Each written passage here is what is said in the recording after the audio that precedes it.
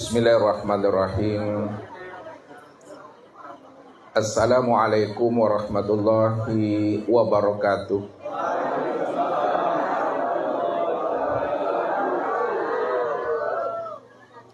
Alhamdulillah. Alhamdulillahilladzi nawwir qulubana binuri ma'rifati wal yakin wa adkhilna ma'al awliya'i was solihin. Wassalatu wassalamu ala sayyidina Muhammadin nabiyyi sayyidil mursalin wa ala alihi wa sahbihi rasulillahi ajma'in. Faqala Allah ta'ala bil Qur'anil Karim, a'udzu billahi minasyaitonir rajim, bismillahirrahmanirrahim. Sanurihim ayatina fil afaq wa fi anfusihim hatta yatabayyana lahum annahul haqq. Wa bil ardi ayatul lil mukminin wa fi anfusikum afala tubsirun. Awalam yatafakkaru fi anfusihim balil insanu ala nafsihi basirah. Sadaqallahul azim. Bapak Ibu, saudara-saudara jamaah yang dirahmati Allah.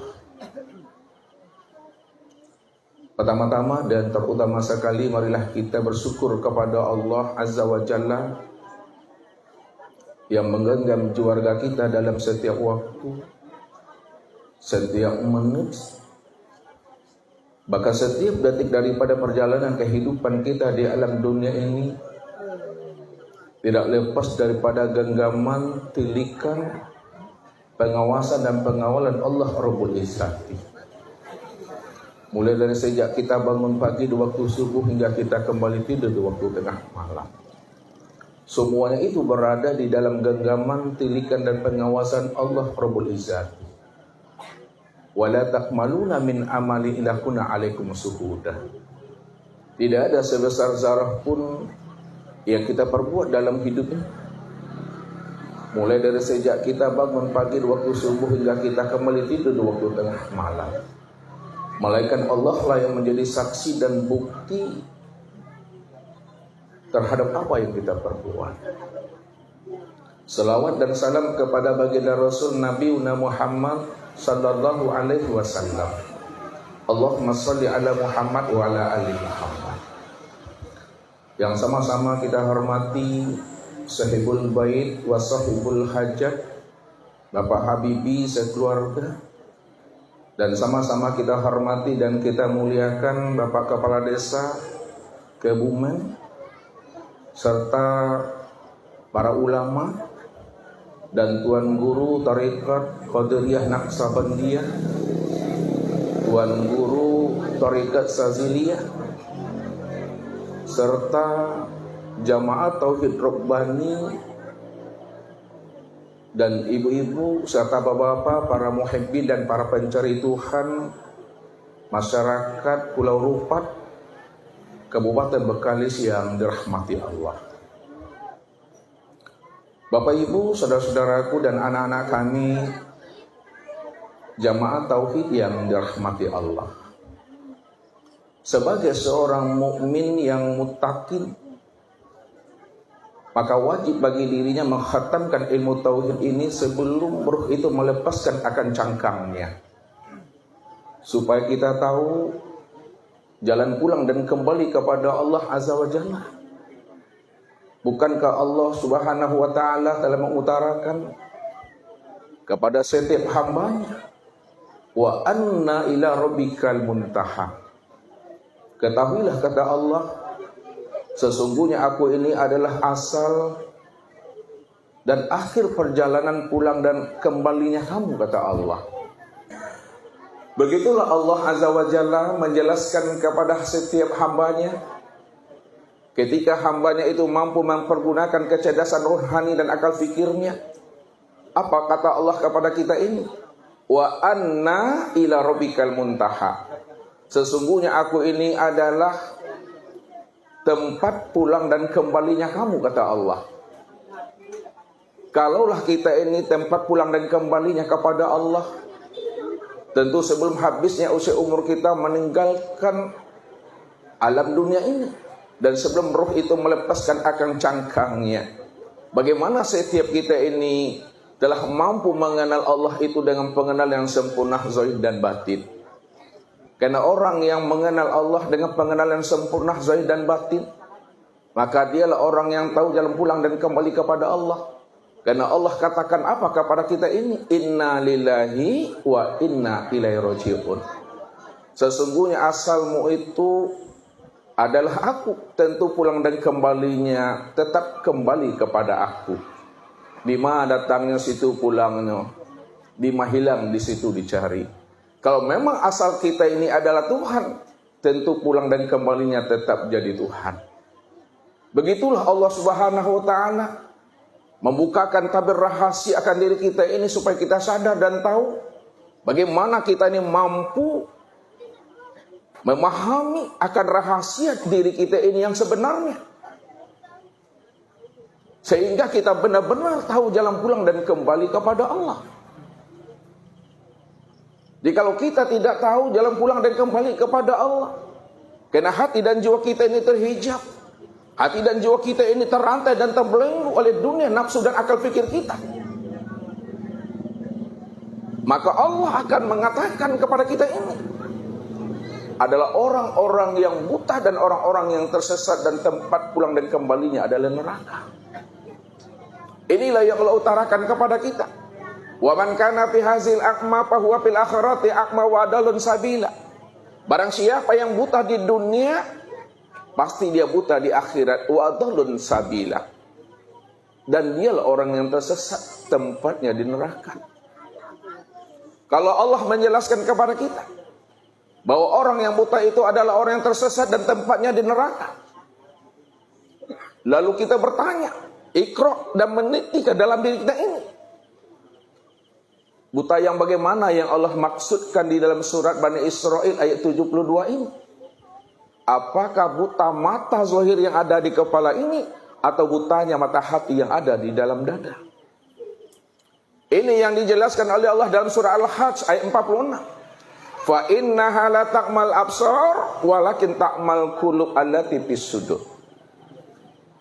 Sesungguhnya yang aku katakan buta itu, kata Allah, bukanlah buta mata zahirmu yang ada di kepalamu ini, akan tetapi butanya mata hatimu yang ada di dalam dadamu. Orang yang buta mata hatinya, itulah sebenarnya yang dikatakan Allah orang yang tersesat dan tempatnya di neraka. Kalau kita tilik kembali ke dalam diri kita, Bapak Ibu, buta mata hati yang dimaksudkan Allah itu, apa makna yang sebenarnya? Buta mata hati yang dikatakan Allah adalah orang yang tersesat itu maksudnya, Bapak Ibu, siapa yang tidak mengenal diriku di waktu hidup ini, maka di waktu matinya pun dia tidak akan pernah mengenal aku. Siapa yang tidak mengenal aku di dunia ini, maka di akhirat pun dia juga tidak akan pernah mengenal aku. Siapa yang tidak mengenal aku yang wujud dan nyata pada dirinya, maka dia tidak akan pernah mengenal aku yang wujud dan nyata di luar dirinya. Mereka itulah sebenarnya orang yang tersesat dan tempatnya di neraka. Maka bagaimana supaya kita ini tidak tersesat dalam kehidupan dunia dan akhirat kita? Maka wajib bagi kita, Bapak Ibu, mengenal Allah itu dengan pengenalan yang sempurna zahir dan batin, sehingga kita benar-benar sebelum ruh itu melepaskan cangkangnya, kita telah mengkhatamkan ilmu tauhid ini. Sekiranya Bapak Ibu besok subuh kita ditetapkan Allah atas ajal dan kematian kita, maka malam ini mesti khatam kita memahami ilmu tauhid itu. Tapi kalau ilmu fikih, andai kata Allah beri kita ini usia 100 tahun, 150 tahun, ya, habis usia umur kita yang 100 tahun dan 150 tahun itu, Bapak Ibu, yang namanya ilmu fikih dan ilmu syariat itu tidak akan pernah khatam-khatamnya. Tapi ilmu tauhid wajib khatam sebelum datangnya ajal dan kematian itu. Kalau kita benar-benar yakin bahwa Allah itu adalah tempat pulang dan kembalinya kita. Makanya Allah telah ingatkan kepada diri kita ini. Walaqad ji'tumuna furada kama khalaqnakum awwala marrah. Pasti kamu akan datang dan kembali kepada aku masing-masing dan satu persatu, kata Allah. Tapi ingat kata Allah, siapa yang datang dan pulang kembali kepada aku masing-masing, kama khalaqnakum awwala marrah. Datang dan kembalilah kamu kepada aku sebagaimana awal mula pertama kali aku menciptakan dan menjadikan dirimu, kata Allah. Asal mula kejadian diri kita ini adalah fitrah dan suci, maka pulang dan kembalinya tetap dalam keadaan fitrah dan suci. Makanya sebagai seorang mukmin yang telah mengimani Allah sebagai Rabbul Izzati di dalam hidup ini, maka wajib bagi diri kita ini untuk mengenali siapa diri sejati kita, siapa sejati diri kita ini, dan siapa si akmal diri kita, supaya pulang dan kembalinya kita kepada Allah itu tetap membawa diri Tuhan. Karena Allah ingatkan kita, Bapak Ibu, siapa yang datang menghadap aku membawa segudang amalnya, maka amalnya akan aku hisab.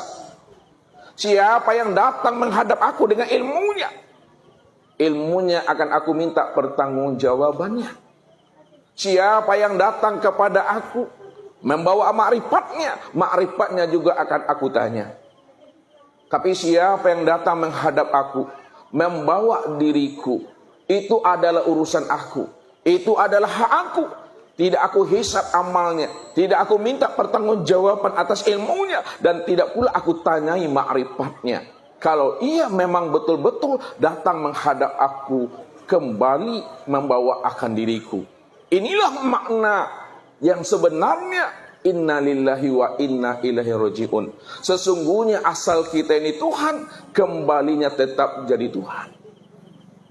Lalu bagaimana supaya kita bisa mengenal Allah dan kembalinya kita tetap kepada Allah?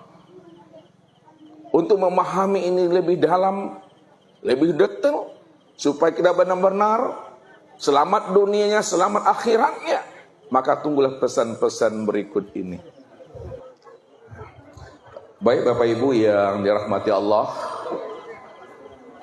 sebelum ruh itu melepaskan akang cangkangnya, sebelum habisnya usia umur kita meninggalkan alam dunia atau alam syahada ini, Bapak Ibu, di mana wajib bagi diri kita itu untuk menelusuri akan rahasia diri kita supaya kita tahu jalan pulang dan kembali kepada Allah. Karena Allah memang jelaskan kepada kita, wa anna ila rabbikal muntaha. Sesungguhnya Rabbmu itu, aku ini, kata Allah, adalah akhir kesudahan perjalanan hidup dan dirimu.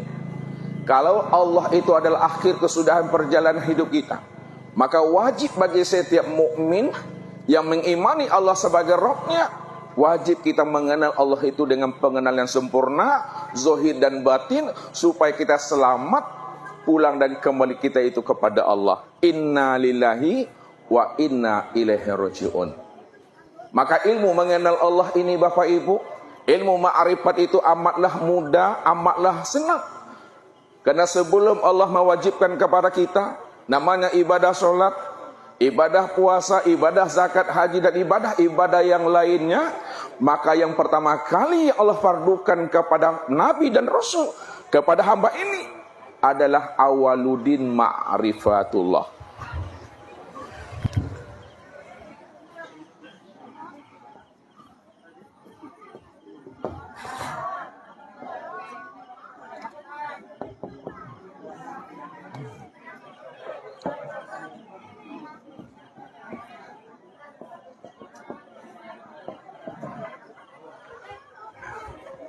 Jadi Bapak Ibu, yang pertama kali Allah ajari kepada kita ini, sebelum Allah fardukan kepada kita perintah ibadah, maka yang pertama kali yang Allah kenalkan kepada kita itu adalah awaludin ma'rifatullah. Awal mulanya kita beragama, wajib kita mengenal akan Allah, Bapak Ibu. Karena Allah itulah ruhnya ibadah, Allah itulah hakikatnya, daripada ibadah dan ketaatan yang kita perbuat.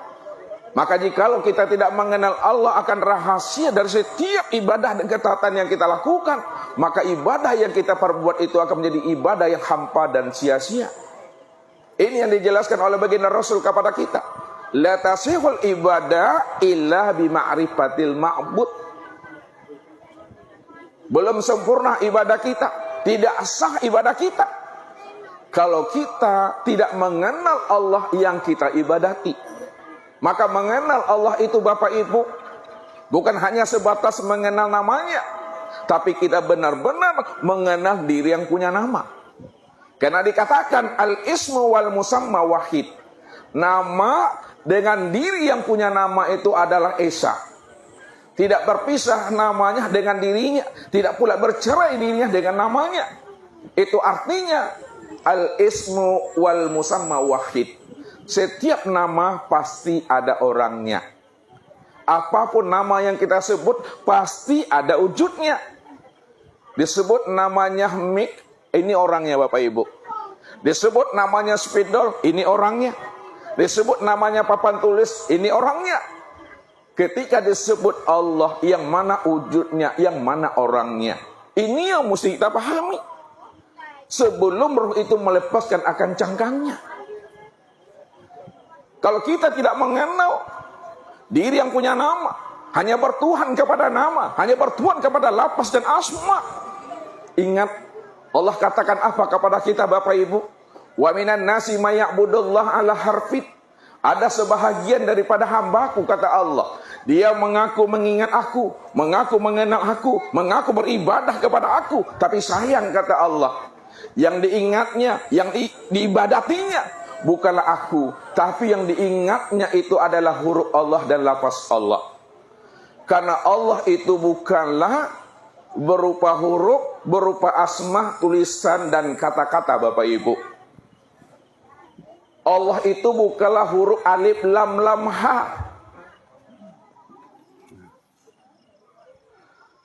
Allah itu bukanlah asma, lafaz, huruf dan kata-kata. Siapa yang mengatakan lafaz Allah, huruf Allah, tulisan Allah itu adalah Rabbul Izzati, lalu itu yang kita hadirkan di dalam hati kita, itu yang kita ikat di dalam rohani dan batin kita, itu yang kita bayangkan, itu yang kita khayalkan, itu yang kita imajinasikan. Itu artinya Bapak Ibu, kita telah menjadikan asma dan huruf Allah itu menjadi berhala di dalam hati dan pikiran kita. Inilah yang dimaksudkan oleh baginda Rasul. Man abdal asma dunal makna fahuwa kafir. Siapa yang menyembah lafaz Allah, menyembah huruf Allah dan tulisan Allah, lalu dia tidak mengenal diri yang bernama Allah, tidak mengenal orangnya, tidak mengenal wujudnya, maka itu adalah suatu kekafiran. Padahal Allah itu adalah nyata Bapak Ibu. Ini yang dijelaskan oleh baginda Rasul kepada kita. Innakum satarawna rabbakum ayyana. Sesungguhnya kamu benar-benar melihat dan menyaksikan Allah itu.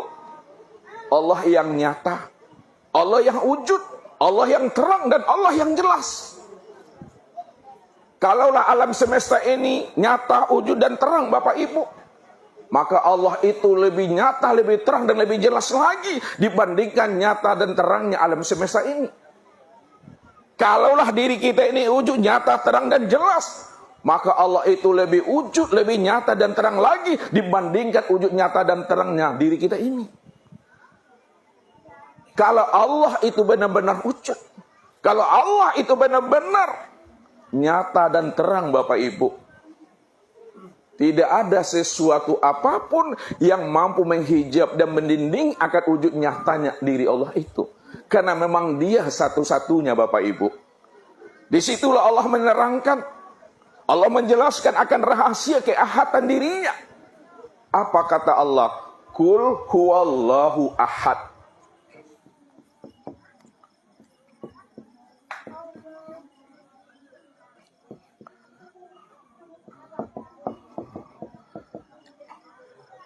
Katakan, hai Muhammad, Sesungguhnya Allah itu adalah Ahad. Ahad itu maknanya Bapak Ibu adalah Esa. Esa itu maknanya adalah satu, ya. Satu itu maknanya adalah tunggal. Tunggal itu maknanya hanya Dia satu-satunya.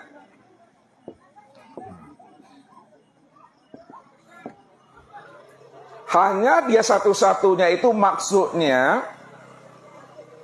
Dia yang wujud semata-mata. Dia yang wujud semata-mata. Kalau Dia yang wujud semata-mata Bapak Ibu, itu maknanya tiada diri yang lain selain daripada dirinya. Tiada diri yang lain selain dirinya. Kalau tidak ada diri yang lain selain daripada dirinya, hanya Dia satu-satunya. Kenapa manusia tidak mampu memandang akan wujud nyatanya Allah itu kalau memang hanya Dia satu-satunya yang ada seisi alam ini Bapak Ibu. Ini yang selalu Ustaz utarakan kepada jemaah untuk mendekatkan pemahaman kita, untuk mengenal dan memahami akan kewujudan Allah itu. Apa kata Ustaz? Kalaulah di dalam sebuah piring Bapak Ibu, nah, kita isi namanya duku Bapak Ibu. Duku Bapak Ibu tahu kan? Nah, kalau di dalam piring atau dalam cembung ini kita isi namanya duku sepenuh-penuhnya, pertanyaan Ustadz, bisakah Bapak Ibu menemui ya yang namanya kurma di dalam ini? Bisa nggak Bapak Ibu menemui kurma di dalam piring ini atau cembung ini? Tidak. Berarti yang Bapak temui, yang Ibu dapatkan itu adalah benar-benar duku Bapak Ibu. Karena memang duku isinya sepenuhnya. Kalau memang duku isi sepenuhnya, maka kita tidak akan mungkin mendapatkan sesuatu yang lain selain daripada duku itu. Karena Dia cuma yang wujud semata-mata di dalam piring itu.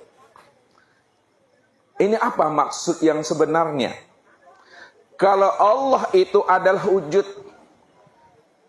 wujudnya satu-satunya, tidak ada yang lain selain pada dirinya.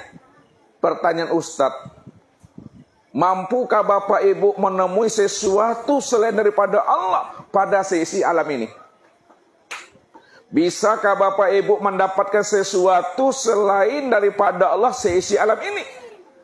Tentu Bapak Ibu tidak akan pernah mendapatkan dan menemui sesuatu selain Allah pada sisi alam ini. Karena memang Allah cuma satu-satunya yang wujud dan yang nyata. Bikulli syai'in muhit. Dialah Allah itu meliputi akan segala sesuatu. Kalau Allah yang meliputi segala sesuatu, maka segala sesuatu itu tiada lain adalah tajalli kenyataan untuk memandang akan nyatanya dirinya. Karena tidak ada diri yang lain selain daripada dirinya. Atau segala sesuatu ini, karena hanya Dia satu-satunya yang ada Bapak Ibu. Maka seisi alam ini tiada lain bentuk lain daripada rupa wujud dirinya. Inilah maksudnya. Bahwa dirimu bukanlah dirimu, akan tetapi dirimu bentuk lain daripada rupa diri aku. Akulah dirimu, dirimu itulah nyatanya akan diri aku. Begitulah sebenarnya pandangan hati kita itu mampu memandang Allah di atas segala-galanya. Kalau kita telah mampu memandang Allah di atas segala-galanya, itu artinya Bapak Ibu, itulah pandangan yang putus. Itulah pandangan yang makrifat itu. Itulah pandangan yang tidak ada dosa di situ. Apa kata Rasul? Man nazara ila syai'in ma lam yarallaha fihi fa huwa batil. Siapa yang mampu memandang kepada sesuatu, apa itu kepada ayahnya, kepada ibunya, suami dan istri, anak cucu dan menantunya, kepada jamaahnya, kepada tuan gurunya, Lalu dia tidak mampu memandang Allah pada ayah dan bundanya. Dia tidak mampu memandang Allah pada suami dan istri, anak cucu dan menantunya. Maka itulah pandangan yang buta. Itulah pandangan yang berdosa. Itulah pandangan yang tidak berfaedah.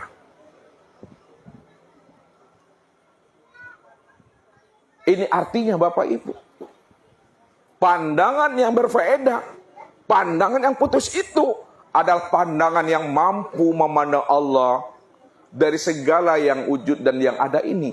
Oleh karena itu Bapak Ibu, para ulama kasyaf, orang-orang arif billah memberikan jalan kepada kita ini supaya hati kita itu mampu memandang Allah di atas segala-galanya.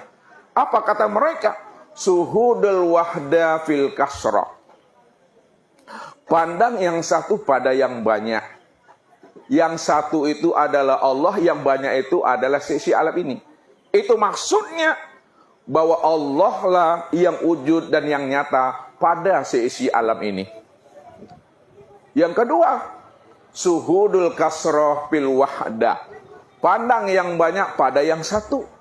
Itu maksudnya bahwa seisi alam ini adalah tajalli untuk memandang akan nyatanya wujud diri Allah yang tunggal dan yang ahad itu. Suhudul wahda fil wahda. Pandang yang satu, maka tampak yang satu. Pandang Allah yang tampak Allah. Allah yang memandang dan menyaksikan akan wujud dirinya di luar dirinya. Di luar dirinya itulah kenyataan untuk memandang akan rupa dirinya. Begitulah para ulama kasyaf menghantarkan pemahaman makrifat itu. Supaya kita ini betul-betul tidak terpandang sesuatu yang lain selain daripada dirinya. Kalau terpandang sesuatu yang lain selain daripada Allah Bapak Ibu, maka itulah yang dikatakan namanya dosa itu. Wujuduka zanbun. Adanya dirimu yang terpandang, yang tertilik, yang merasa dirimu yang wujud dan yang bersifat. Itulah yang dikatakan namanya dosa itu Bapak Ibu. Itu yang dikatakan dengan syirik. Jadi syirik itu Bapak Ibu yang sebenarnya jangan sampai terlihat ada diri yang lain selain daripada dirinya. Kalau terpandang diri yang lain selain daripada dirinya, maka itulah yang disebut namanya syirik itu. Maka ini yang dijelaskan oleh Allah. Bila engkau adalah engkau, maka engkau tak kenal aku. Bila engkau bukanlah engkau, engkau pasti kenal aku. Itu maksudnya. Bila engkau adalah engkau, maka engkau tak kenal aku. Kalau engkau yang merasa wujud, engkau yang merasa bersifat, engkau yang merasa hayat, sama basar kalam ilmu qudrat dan iradat, maka selama itu kamu tidak akan pernah mengenal aku. Akulah yang sebenar wujud dan yang sebenar bersifat itu. Tapi bila engkau bukanlah engkau, engkau pasti mengenal aku. Bila engkau tidak lagi merasa engkau yang wujud, tidak lagi engkau yang merasa yang melihat, tidak lagi engkau yang merasa yang mendengar, berkata, mengetahui, berkuasa, berkehendak dan hidup, disitulah engkau mengenal akan aku. Dalam satu wujud, satu rupa, satu nama, satu rahasia pada diri itu. Inilah yang mesti kita pandang Allahnya, apa yang dilihat oleh mata. Ya, pandang Allahnya apa yang dilihat oleh mata. Dan jangan kita ini melihat apa yang dipandang oleh mata. Kalau kita melihat apa yang dipandang oleh mata Bapak Ibu, maka yang terpandang adalah teman dan sahabat, ayah, bunda, suami, istri, dan anak, cucu, dan menantu. Tapi pandang Allahnya apa yang dilihat oleh mata. Itu maksudnya apa yang dipandang oleh mata, tanggapi bahwa itu tiada lain nyatanya akan diri Allah itu yang sebenar-benarnya. Itulah bentuk lain daripada rupa diri aku, kata Allah. Rupanya kita ini Bapak Ibu hanyalah satu tetes dari sebuah lautan. Apa maksudnya? Kita ini satu tetes dari sebuah lautan. Kalaulah Allah itu adalah sebuah lautan Bapak Ibu. Ini kias Bapak Ibu ya. Kalaulah Allah itu lautan, maka alam dan diri kita ini itu satu tetes daripada lautan itu. Itu maksudnya sesungguhnya diri kita ini satu tetes bahagian daripada diri Tuhan itu juga. Ini yang Allah maksudkan, waja'alulahu min ibadi juz'an, bahwa sesungguhnya dirimu itu bahagian daripada diriku, kata Allah. Karena aku cuma yang ada sebelum adanya kehidupan. Aku cuma yang ada sebelum adanya kata ada itu. Sejak dahulunya, sekarang yang akan datang. Aku cuma yang ada sebelum kata itu ada dan sebelum adanya kehidupan itu. Dan dirimu juga tidak pernah ada. Kapan dirimu tidak pernah ada? Sejak mula adanya dirimu, kamu tidak akan pernah ada. Kapan sejak mula adanya dirimu itu tidak pernah ada? Sejak Allah itu wujud, sejak Allah itu menyatakan, innani anallah, la ilaha illah ana. Sesungguhnya aku ini adalah Rabb. Aku ini Tuhan, namaku Allah.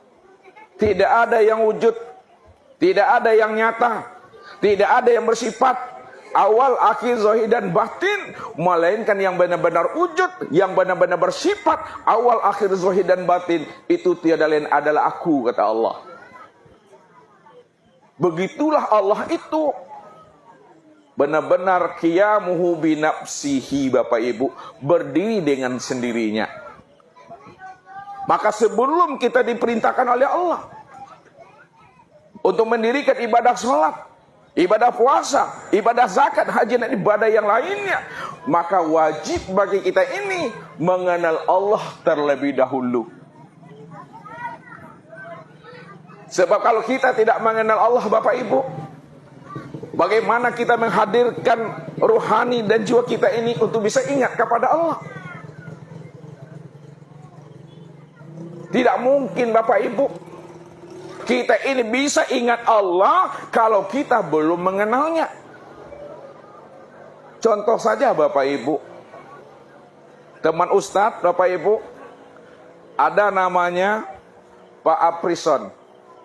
Walaupun Ustadz sebutkan nama teman Ustadz itu Aprison, kira-kira bisa nak Bapak Ibu mengingat diri Pak Aprison itu?